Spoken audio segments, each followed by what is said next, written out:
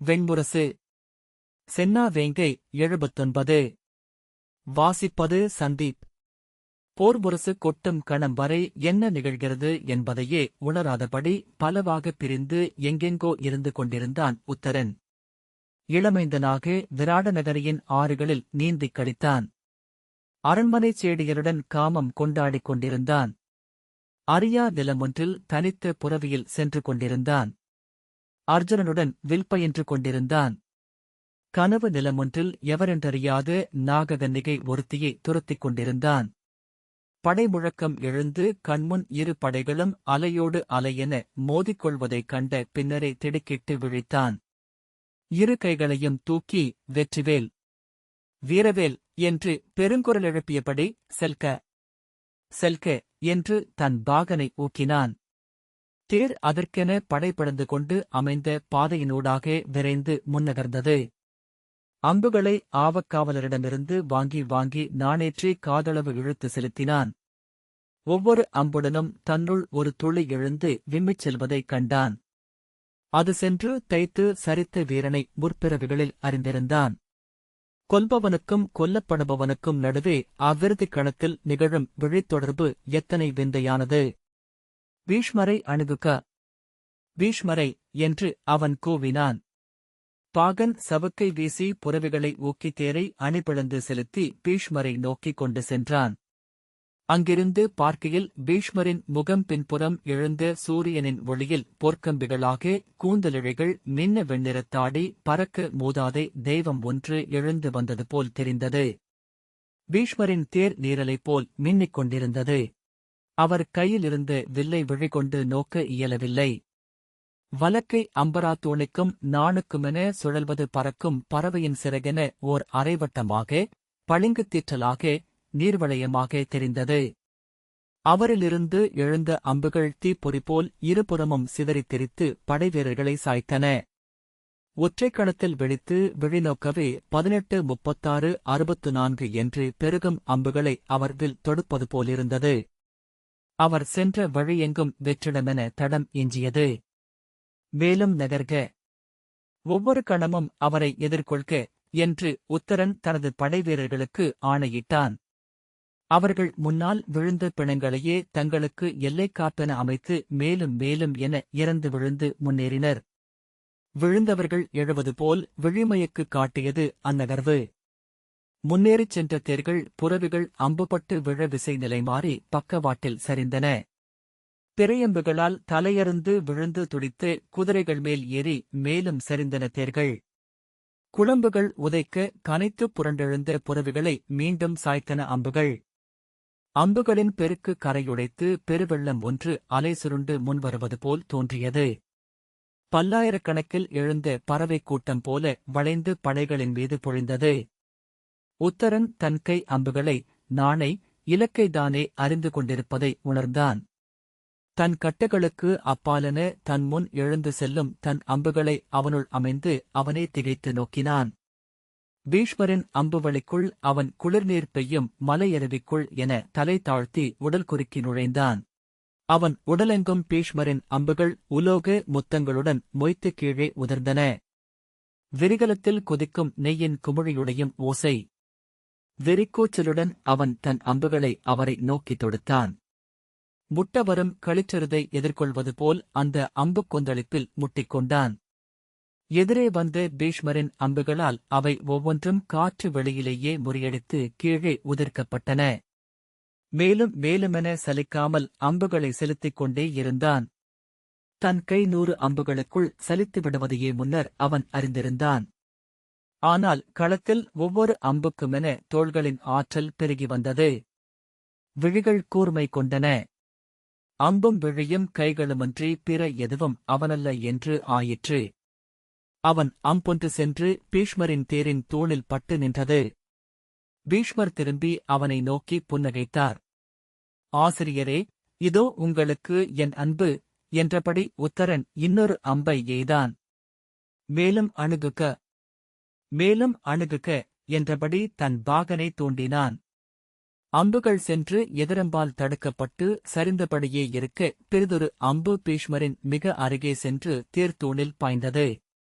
மறுகணம் பீஷ்மரின் அம்பு ஒன்று அவன் தோளை தைத்தது. அது அளித்த சிற்றுதையால் நிலைநடுங்கி சற்றே பின்னடைந்த பின் அவன் மீண்டும் வெறிகொண்டு அம்புகளை எய்தான். அவனுடைய விழி தொடுமிடமெல்லாம் அம்புகள் உள்ளத்திலிருந்தே ஆணை பெற்று சென்று கொண்டிருப்பது போல் தோன்றியது. அருகணைந்து அவன் இன்னொரு அம்பை அவருடைய நெஞ்சுக்கு எய்தான். அம்பரா தோணியிலிருந்து அம்பெடுக்கும் விசையாலேயே அதை தட்டித் தெறிக்கவிட்டு அவ்வம்பினாலேயே அவன் நெஞ்சு கவசத்தைப் பிளந்தார் பீஷ்மர். அவன் முழந்தாளிட்டு தேரில் அமர்ந்து காவலன் எடுத்தளித்து அடுத்த கவசத்தை நெஞ்சில் பொருத்திக் கொண்டான். அதே விசையில் எழுந்து இன்னொரு அம்பை அவரை நோக்கி எய்தான். நன்று நன்று என்று பீஷ்மர் சிரித்து கூச்சலிட்டார். மீண்டும் ஓர் அம்பு அவன் தலைக்கவசத்தை உடைத்தெறிந்தது. அவன் அம்பெடுப்பதற்குள் அவனது இரண்டாவது கவசமும் உடைத்தெறியப்பட்டது. மூன்றாவது அம்பு அவன் தோளில் தைத்து நின்றது. மீண்டும் ஓர் அம்பு அவன் விலாவில் தைத்ததுமே பின்னிருந்து அர்ஜுனன் விலகு விலகு என்று கூவியபடி தன் தேரில் பாய்ந்து முன்னால் வந்தான். அவன் தேரின் முன்னால் சவுக்குடன் அமர்ந்திருந்த இளைய யாதவர் புன்னகைப்பது போல் தோன்றியது. இரு பக்கங்களிலும் இருந்து தேர்ப்படை எழுந்து வந்து இரும்புக் கிடையங்களை சுவர்கள் என்றாக்கி உத்தரனை சூழ்ந்து கொண்டது. தேர்த்தட்டில் அவன் விழுந்து கிடக்க பாகன் தேரை பின்பக்கம் கொண்டு சென்றான். என் அம்புகளை பிடுங்குக, அம்புகளை பிடுங்குக என்று உத்தரன் கூவினான். தேரில் பாய்ந்தேறிய அணுக்கு வீரனொருவன் அவன் உடலில் இருந்து அம்புகளைப் பிடுங்கி எடுத்தான்.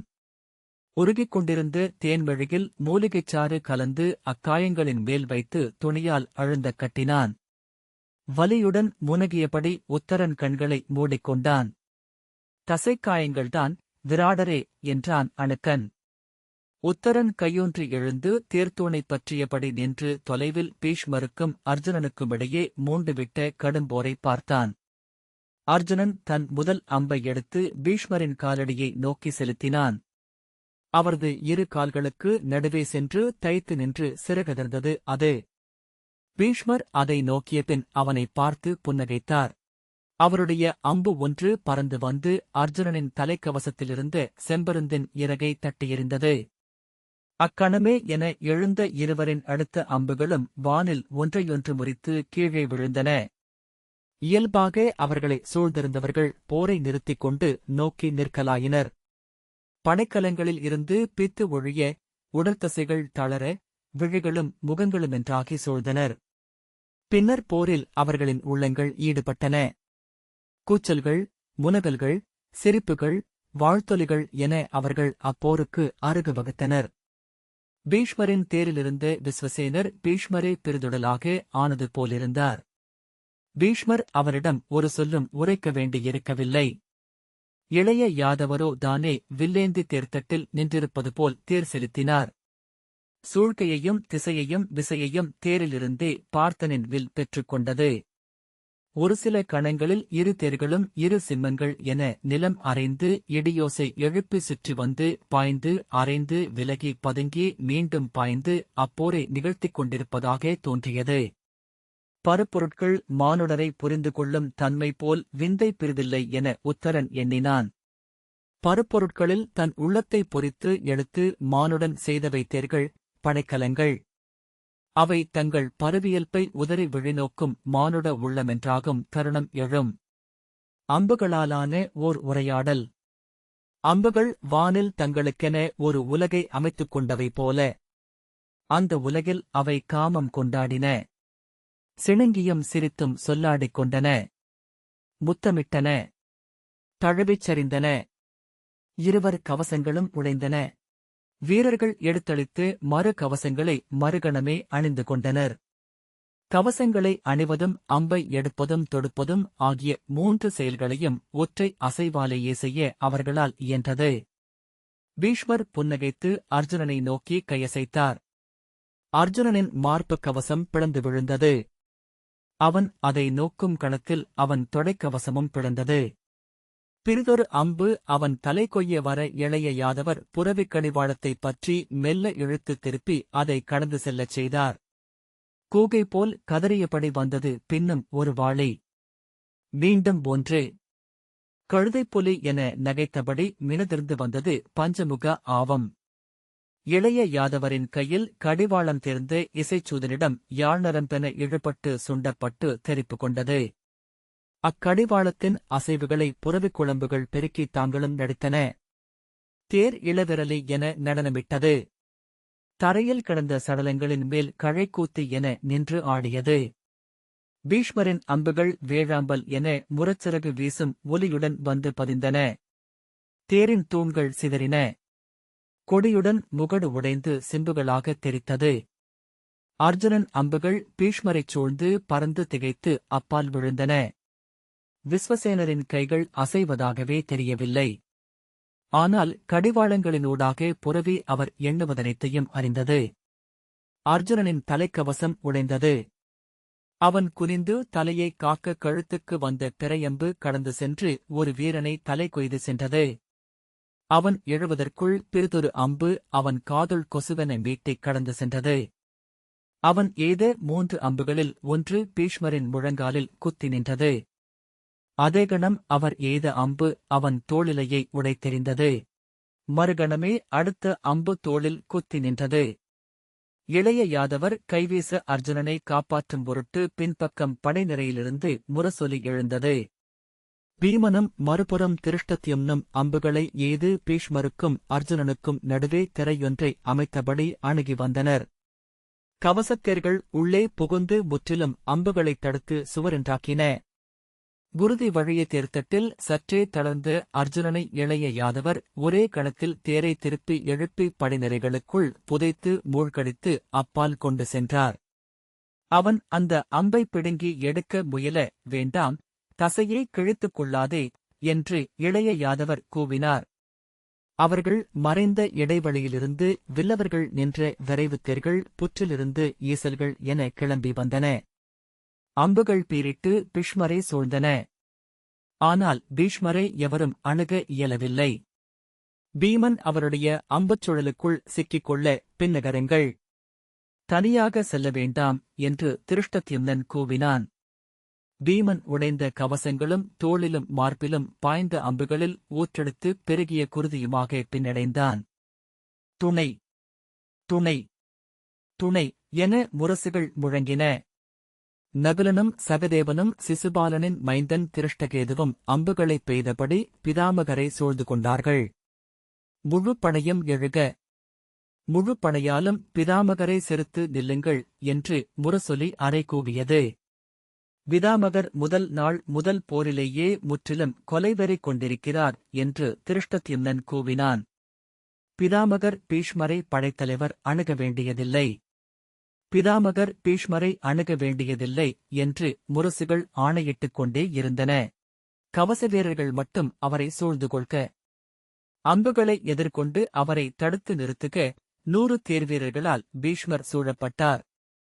சென்னாய்த்திரளே மதையானை என அவர் அவர்களை எதிர்கொண்டார். கேடயங்களால் சூழ்ந்து கொள்க என்று முரசு அறை கூவியது. பெருங்கேடயங்களைக் கொண்டு சுவரமைத்து அவரை சூழ்ந்தனர் தேர்வீரர்கள். ஆனால் பீஷ்மரின் அம்புகள் தைக்க புரவிகள் கால்மடிந்து வீழ்ந்தன. நிலையெழுந்த தேர்வீரனின் கேடயம் சரிய அவ்விடைவெளியில் நாகமென நுழைந்து அவனைக் கொன்றது அவருடைய வாளி. ஒருவன் விழுந்தால் அவ்விடைவெளியை இன்னொரு தேர் நிறைப்பதற்குள் 3 அலறி விழுந்தனர்.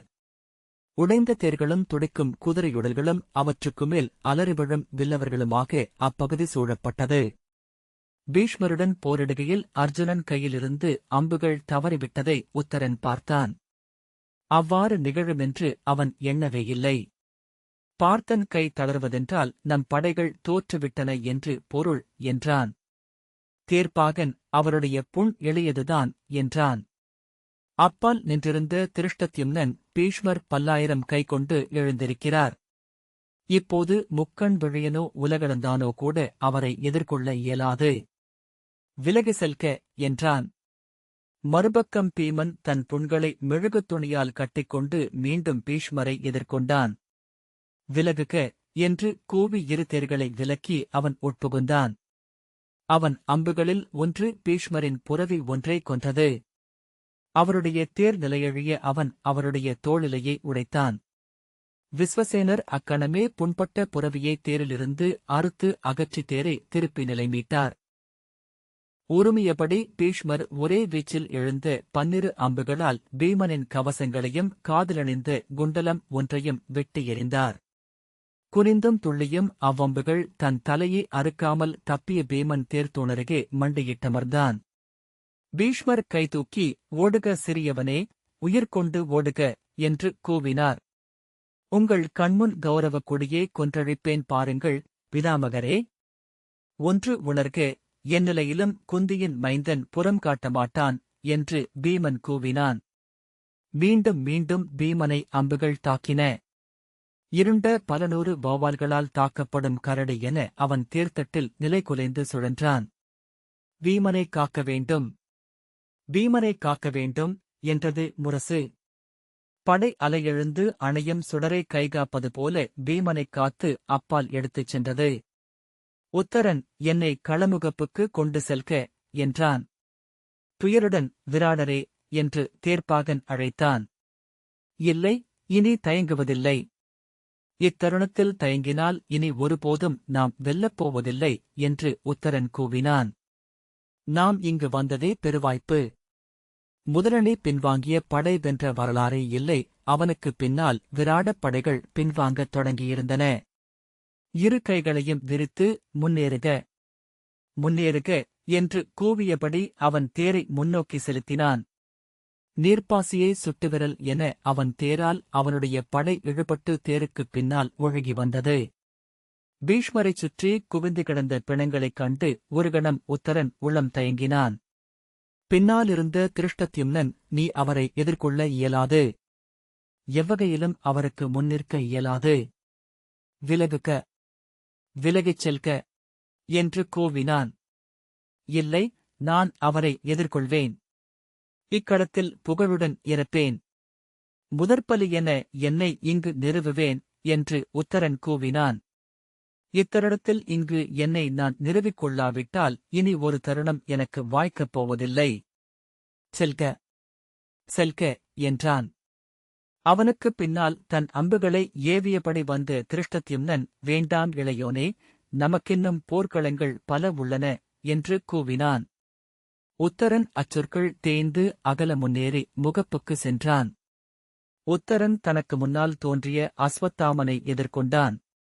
அஸ்வத்தாமன், "விலகி ஓடுக, மைந்தா. இப்போரில் முதல் நாள் பலி நீயாக வேண்டியதில்லை" என்றான். "ஆம், நானே முதற்பலி. அதன் பொருட்டே வந்துளேன். உங்கள் கையால் அல்ல, பிதாமகர் பீஷ்மரின் கையால்" என்றான் உத்தரன். அஸ்வத்தாமனின் மேல் அம்புகளை எய்தபடி அவன் முன்னால் செல்ல அஸ்வத்தாமன் அவனை தடுத்தான். திருஷ்டத்யும்னன் உத்தரனைத் தொடர்ந்து வந்து அஸ்வத்தாமனை எதிர்கொண்டான். இருவரும் ஒருவரை ஒருவர் நோக்கி பெய்த அம்புகளால் இணை நின்று பொருதியபடி சுழன்று வர திருஷ்டத்யும்னன் உத்தரனிடம், "பிதாமகர் முன் நம் கேடயத்தேர்கள் மட்டும் எழட்டும். ஆணை, அவர் முன் எவரும் நிற்கலாகாது" என்றான். உத்தரன், "இல்லை, பாஞ்சாலரே. அவர் குருதிவெறி கொண்டுவிட்டார். விசை கொண்டு வரும் பெருந்தேரின் முன் மரச்சக்கையை இட்டு விரைவழிப்பது போல அவர் முன் செல்கிறேன்" என்று கூவியபடி தன் தேரை பீஷ்மரை நோக்கி செலுத்தினான். பீஷ்மரைச் சூழ்ந்து நின்றிருந்த கேடயத்தர்களின் நடுவே இடைபிளந்து அவன் அவ்வளையத்தின் உள்நுழைந்தான். பீஷ்மர் அவனைக் கண்டதும் உரக்க நகைத்து, "மீண்டும் வந்துள்ளாய், வா" என்றார். "ஆம், உங்கள் எதிர்நிற்கப் போகிறேன்" என்று அவன் கூவினான். பீஷ்மரின் அம்புகள் அவனை அறைந்தன. அவ்வம்பு முனைகளையன்றி அவன் பிரித்தொன்றையும் பார்க்கவில்லை. தன் அம்புகளால் ஒவ்வொன்றையும் அடித்து கீழே உதறச் செய்தான். எத்தனை பொழுதென்பதே அவன் முன் உள்ள வினாவாக இருந்தது. அம்புகள் சென்று அறைந்தபடியே இருந்தன. பீஷ்மரின் அம்புகளால் செத்து உதிர்ந்து கொண்டிருக்கும் வீரர்களை அவன் நோக்கினான். உடைந்த தேர்களால், விழும் பிணங்களால் அவன் அகற்றப்பட்டான். அவன் புரவிகளில் ஒன்று வெட்டுண்டு சரிய தேர் நிலையழிந்தது. தொடர்ந்த அம்புகளால் அவன் புரவிகள் அனைத்தும் கழுத்தறுந்து முகம் பதித்து நிலத்தில் விழ அவன் தேர் சரிந்தது. அவன் பிணங்கள் நடுவே விழுந்தான். "இளவரசே" என அலறியபடி எழுந்த தேர்ப்பாகனின் தலை அறுந்து சரிய அவன் அசைந்தாடி உத்தரன் மேல் விழுந்தான். அவன் மேல் ஒரு தேர்ச்சகடம் ஓடி அப்பால் சென்றது. தன்மேல் விழுந்த பிணங்களை உந்தி அகற்றியபடி உத்தரன் தவழ்ந்து இரு தேர்களினூடாக அப்பால் சென்றான். பின்னிருந்து திருஷ்டத்யும்னன் மேலும் மேலுமென தேர்நரைகளை அனுப்பினான். அலையென அவை அவனைத் தூக்கி அகற்றின. உடலெங்கும் குருதியும் நிணமுமாக உத்தரன் எழுந்து நின்றான். வெறியுடன் இரு கைகளையும் விரித்து வானோக்கிக் கூவினான். திரும்பி அங்கே கிடந்த நீண்ட வேலை எடுத்துக்கொண்டு நோக்கியபோது மேலிருந்து பாகன் விழுந்துவிட நிலையெழுந்து கொண்டிருந்த கேடயம் ஏந்திய களிற்றைக் கண்டான். ஓடிச் சென்று அதன் கழுத்துக் கயிற்றைப் பற்றி தொற்றி மேலேறினான். அதன் இரு விலாவிலும் எடைமிக்க வேல்கள் அடுக்கப்பட்ட தோளிகள் தொங்கின. கைவேலைச் சுழற்றி அங்கே நின்ற கௌரவ நூற்றுவர்தலைவனை நோக்கி வீசினான். அவன் இரும்பக் கவசத்தை உடைத்து உட்புகுந்து அப்பால் சென்று தேர்தட்டில் அவனைத் தைத்தது அது. வேல்களை உருவி தேர்வீரர்களை எரிந்து வீழ்த்தியபடி அவன் முன்னெழுந்தான். நில், விராடனே என்று கூவியபடி சல்யர் அவனெதிரே வந்தார். சீற்றத்துடன் கூவியபடி அவன் அவரை எதிர்கொண்டு முதற்கணத்திலேயே அவருடைய தேரின் 3 புரவிகளை வேலெய்தி வீழ்த்தினான். சரிந்த தேரிலிருந்து அருகே வந்த புரவி மேல் பாய்ந்த சல்யர் அப்புரவியும் அவன் வேலால் குத்தப்பட்டு சரிய நிலத்தில் பாய்ந்து நின்றார்.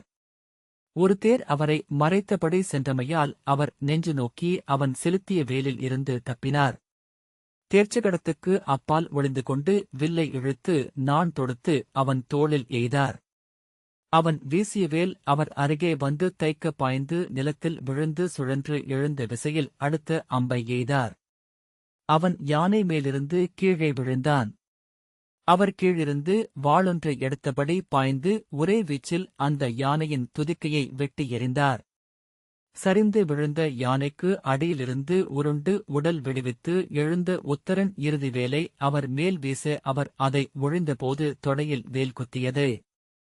ஆழ இறங்கிய வேலுடன் அவர் நின்று தள்ளாடினார். யானையின் உயிர்த்துடிப்புக்கு அடியில் இருந்து அவன் தன்னை முழுமையாக விடுவித்து காலூன்றி எழுந்தபோது வெறிகொண்டு கூவியபடி பாய்ந்து அவன் நெஞ்சில் ஓங்கி உதைத்தார். அவன் நிலையெழுந்து தள்ளாட மேலும் உதைத்த சல்யர் அதே வீச்சில் மல்லாந்து விழுந்த அவன் தலையை வெட்டினார். கழுத்திலிருந்து துண்டப்பட்ட அவன் தலை உருண்டு தெறிக்க அதை அவர் ஓங்கி உதைத்து உருட்டினார். உடல் நிலத்தில் கிடந்து கைகளை மண்ணில் அரைந்து கால்கள் உதைத்துக் கொண்டு துடித்து இழுபட அவர் வேல் தைத்த காலை நிலத்தில் ஊன்றி நின்றபின் நிலையெழுந்து வேலுடன் பக்கவாட்டில் தள்ளாடி விழுந்தார். உத்தரன் கொல்லப்பட்டதைக் கண்டு முதல் வீரன் தன் இடையிலிருந்த கொம்பை எடுத்து ஊத ஒன்றிலிருந்து ஒன்றென கொம்புகளும் முரசுகளும் ஒலிக்கலாயின. சூழ்ந்திருந்த படைவீரர்கள் அதிர்ந்து படைக்கலம் தாழ்த்தி செய்வதறியாது நின்றனர். முரசொலிதான் அவர்களுக்கு வீழ்ந்தார் விராடர். விராடர் வீரச்சாவு, விராட பெரும்பலி என்று கூவி அறிவித்தது. பாண்டவ படையிலிருந்து விராட மைந்தர் விண்ணேகுக, வீரவிராடர் நிறைவுறுக, விராடகுலச்சிம்மம் புகழ் நிலை கொள்க என வாழ்த்தொலிகள் எழுந்தன. திருஷ்டத்யும்னன் தன் தேரை திருப்பி விரைந்து வந்து துண்டாகிக் கிடந்த உத்தரனின் உடலைக் கண்டு திகைத்து வில் தாழ்த்தினான். உடைந்து குவிந்த தேர்களினூடாக சல்யரின் மகன் ருக்மாங்கதன் தலைமையில் வந்த கௌரவப் படையினர் சல்யரை தூக்கி தேரிலிட்டு கொண்டு சென்றார்கள். எலும்பில் கூத்து அவருடைய தொடைவில் நின்று ஆடியது. அவர் கைவாளை இறுகப் பற்றியபடி நினைவிழந்திருந்தார். சல்யரின் இளைய மகன் ருக்மர்தன் தன் கொம்பை எடுத்து வெற்றிக் கூச்சலை எழுப்ப கௌரவப் படை வெற்றி முழக்கமிடத் தொடங்கியது. இந்த வாசிப்பை கேட்டதற்கு நன்றி.